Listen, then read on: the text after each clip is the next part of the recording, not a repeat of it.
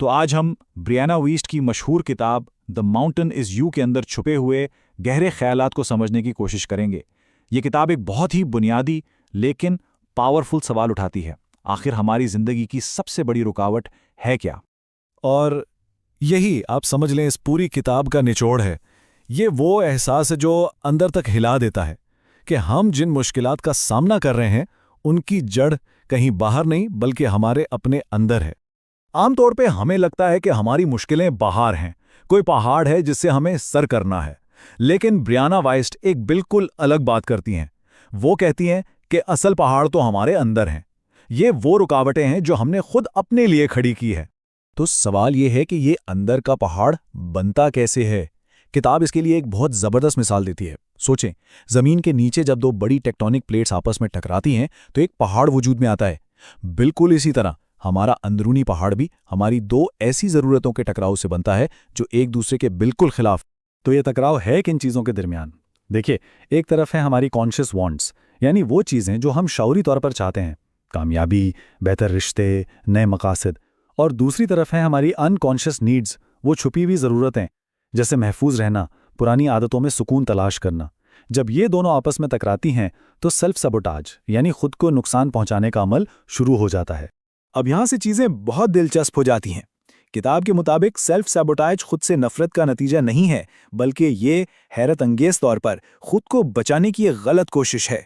इसे आसान लफ्ज़ों में समझते हैं, ये एक दिफाई निज़ाम है। हमारा लाशऊरी दिमाग हमें मुस्तकबिल के किसी ख़याली दर्द या नाकामी से बचाने के लिए हमारे आज के बेहतरीन मौके को भी बर्बाद कर देता है। सोचें ज़रा। और इसकी सबसे बेहतरीन मिसाल शायद मशहूर साइकोलॉजिस्ट कार्ल योंग की अपनी कहानी है। बचपन में उनके सर पर चोट लगी, जिसके बाद उन्हें बेहोशी के दौरे पड़ने लगे। कई साल बाद जाकर उन्हें एहसास हुआ कि ये दौरे उनका दिमाग खुद पैदा कर रहा था, ताकि उन्हें उस स्कूल के माहौल से बचाया जा सके जहां वो बहुत नाखुश और अकेले थे। हमारा दिमाग भी बिल्कुल इसी तरह काम करता है। और ये जो सेल्फ सबोटाज है, ये हमारी रोज़मर्रा की ज़िंदगी में कई शक्लों में सामने आता है, जैसे कि रेजिस्टेंस यानी अहम कामों को टाल मटोल करना, या फिर परफेक्शनिज्म, इस डर से कुछ शुरू ही ना करना कि कहीं गलती ना हो जाए। हत्ता कि हर वक्त खुद को मसरूफ़ रखना, ये भी असल मसाइल और जज्बात से भागने का एक तरीका हो सकता है। तो सवाल ये उठता है कि इस पहाड़ को सर कैसे किया जाए? इसका हल क्या है? किताब कहती है इसका सबसे अहम औजार है जज्बाती ज़हानत, यानी अपने जज्बात को ठीक से समझना और उन्हें एक गाइड के तौर पर इस्तेमाल करना। देखें, आमतौर पे हम गुस्सा, हसद, पछतावा इन जज्बात को बुरा समझते हैं, लेकिन ये असल में कीमती पैगाम है। गुस्सा बताता है कि हमारी कोई हद टूटी है, हसद उस रास्ते की निशानदही करता है जिस पर हम चलना चाहते हैं लेकिन डरते हैं, और पछतावा हमें सिखाता है कि आइंदा क्या बेहतर करना है। इन्हें दबाना नहीं, इन्हें सुनना असल ज़हानत है। तो जज्बात को समझ लिया, अब आगे क्या? असल तब्दीली आएगी कैसे?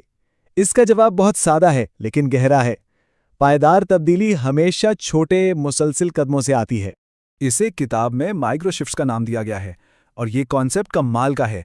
अगर एक पूरी किताब लिखनी है तो आज सिर्फ एक सफ़ा लिखें। अगर सेहत बेहतर करनी है तो बस एक गिलास पानी ज़्यादा पी लें।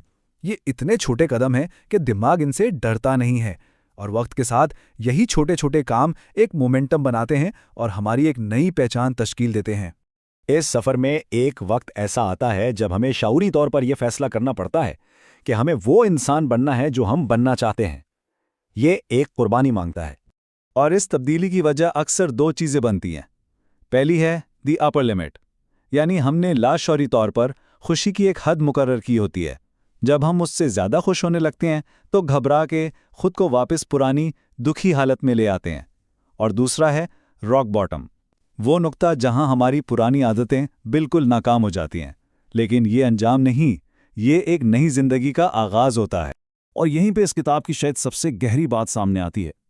एक नई जिंदगी बनाने के लिए पुरानी जिंदगी की कीमत अदा करनी पड़ती है। पुराने सुकून, कुछ पुराने रिश्ते और अपनी पुरानी पहचान, इन सब को छोड़ना पड़ता है ताकि वो शख्सियत उभर सके जो हम बनना चाहते हैं। और आखिर में सबसे बड़ा सबक, सबसे खूबसूरत बात यह है कि असल मकसद पहाड़ सर करना था ही नहीं। असल इनाम तो वो शख्सियत है जो इस पहाड़ को सर करने के सफ़र में बन जाती है। जब कोई पीछे मुड़कर देखता है तो एहसास होता है कि वो पहाड़ तो एक उस्ताद था और इस सफ़र में जो नया इंसान बना है वही असल कामयाबी है जो हमेशा साथ रहती है। तो ये सवाल अब हम सब के लिए है कि हमारी जिंदगी में वो कौन सा पहाड़ है जिसका हमें सामना करना है। क्या वो कोई डर है, कोई पुरानी आदत है, या कोई ऐसा ख्वाब है जिसे हम शुरू करने से डर रहे हैं?